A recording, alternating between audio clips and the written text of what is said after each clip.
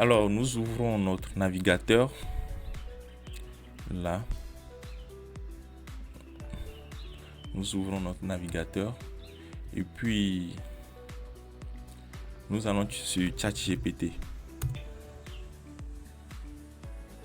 Vous allez voir comment est-ce que on fait des recherches avec ChatGPT et avancer dans son développement de site.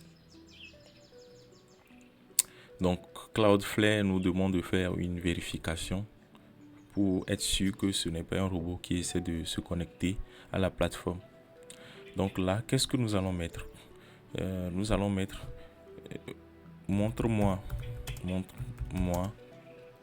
le squelette d'une page HTML. Vous faites entrer. Donc vous allez voir que vous voyez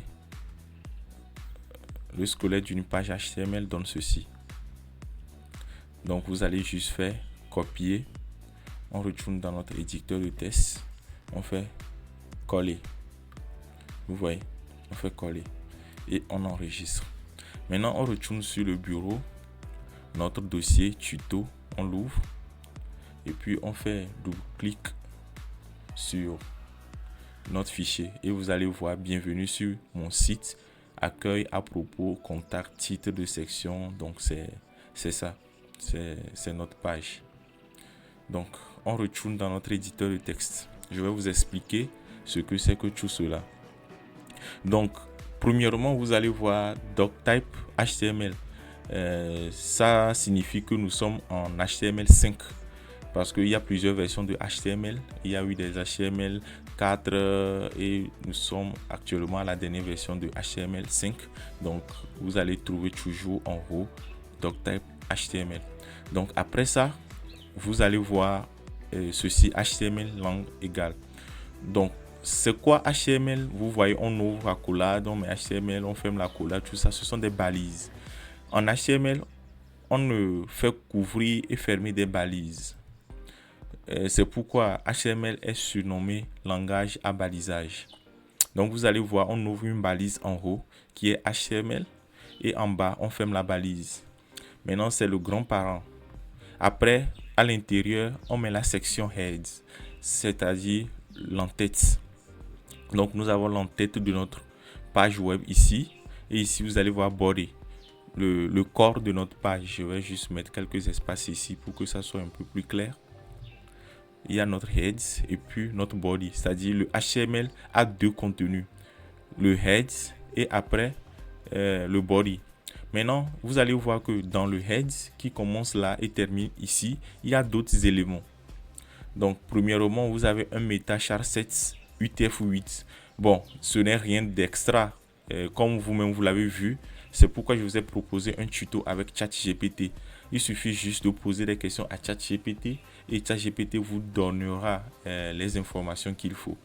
Donc, pour commencer à créer votre page web, vous n'avez pas besoin de mémoriser tout ceci, mais vous allez juste peut-être dans HTML et ChatGPT, vous posez la question à ChatGPT et ChatGPT vous donne la structure de votre page. Maintenant, le UTF-8, ça permet d'encoder les textes.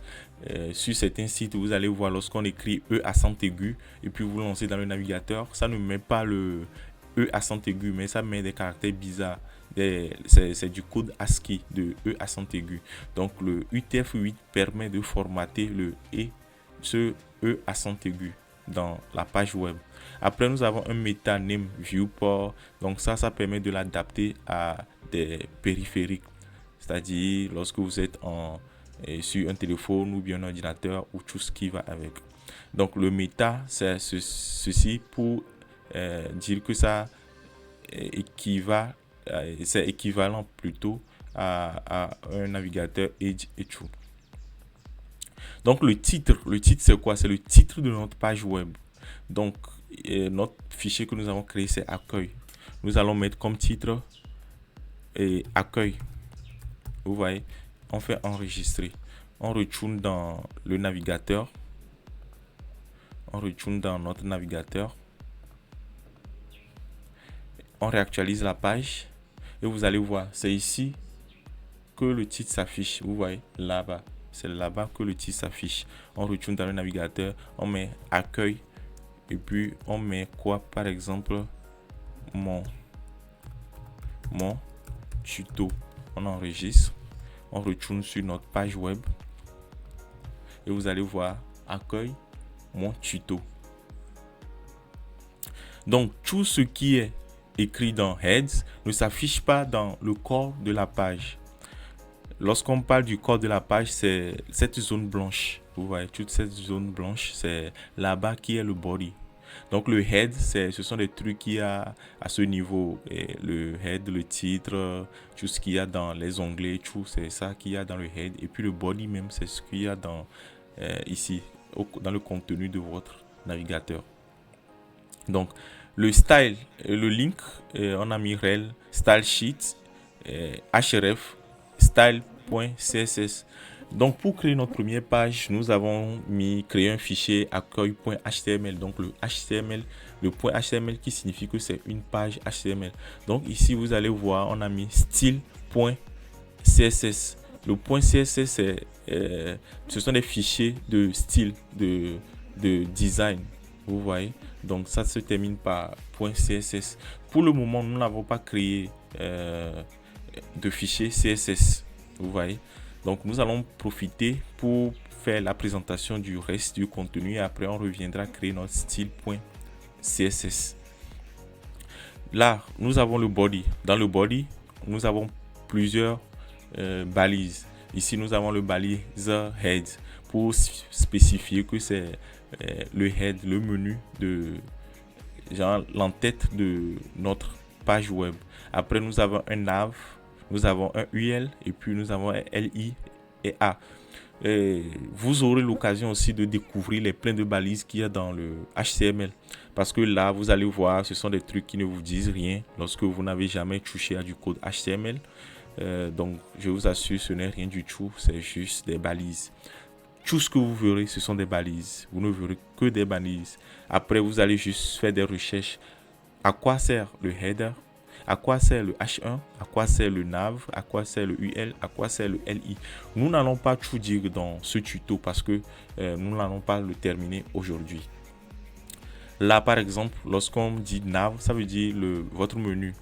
Vous voyez, votre barre de navigation, votre menu sur la page web. Maintenant, le UL, ça permet de créer une liste non ordonnée. Vous voyez, lorsqu'on met LI à l'intérieur des UL, c'est-à-dire on a une liste qui commence par accueil. Après, il y a une autre liste, un autre menu qui sera à propos et un autre menu qui sera contact. Donc, si on va sur notre page web, vous allez voir que nous avons accueil, à propos, contact qui ont des points devant. Vous voyez, lorsqu'on met OL, liste ordonnée, lorsqu'on met OL en haut, on doit mettre OL en bas. Donc notre éditeur même a remplacé le UL qui avait en bas. On retourne sur notre site. On réactualise et puis vous allez voir au lieu des points, on a 1, 2, 3. Donc ça c'est une liste ordonnée. Donc ce qu'on avait vu avant c'était une liste non ordonnée. Donc on remet notre UL. Et ici aussi notre UL. On enregistre. Donc ici on a le contenu de notre page. On a le main, on a une balise section. Pas forcément ça doit être comme ceci, mais c'est juste une proposition de ChatGPT pour que le référencement soit bon, pour qu'on sache que ici c'est le corps, ici c'est le menu et ici c'est le footer. Vous voyez, le pied de page, le footer. Donc là vous allez voir titre de section. Ceci est un paragraphe P. Donc, je vais essayer d'expliquer quelques balises. Le UL, comme je l'ai dit tout de suite, c'est pour créer une liste non ordonnée. Le LI, c'est un élément de chaque liste, que ce soit une liste ordonnée ou bien une liste non ordonnée. La balise A, ça permet de créer un lien hypertexte. C'est-à-dire, lorsque vous allez sur les sites, vous cliquez sur quelque chose, ça va ailleurs. C'est la balise A qui permet de le faire. Donc, lorsque vous mettez href égal et puis vous mettez quelque chose ici et vous cliquez sur accueil sur la page, ça ira sur le lien que vous avez mis dans le href. Au niveau de section, ça permet de créer une section. Et puis le H2, c'est notre titre notre titre, ça permet de créer un titre.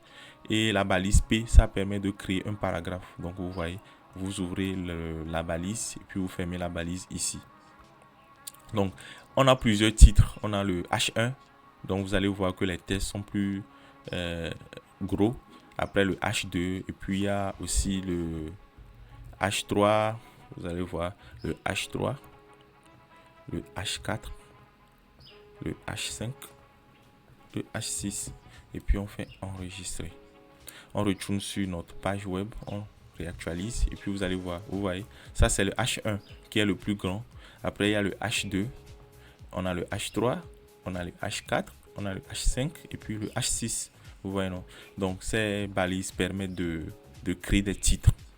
Mais lorsque vous éditez dans Word par exemple et vous créez des titres, comment est-ce que ça se passe? Vous mettez le H1, sinon vous mettez grand 1 et après à l'intérieur vous mettez petit 1, petit 2, petit 3. Et dans petit 3, si petit 3 a des sections, vous mettez après petit A, petit B, petit C et tout. Donc c'est comme ça fonctionne aussi sur les pages web.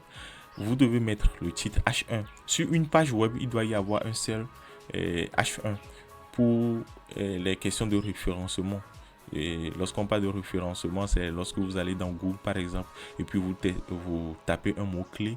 Lorsque le référencement de votre page web ou bien de votre site web est bien fait, vous allez voir que votre site sera proposé en haut des recherches.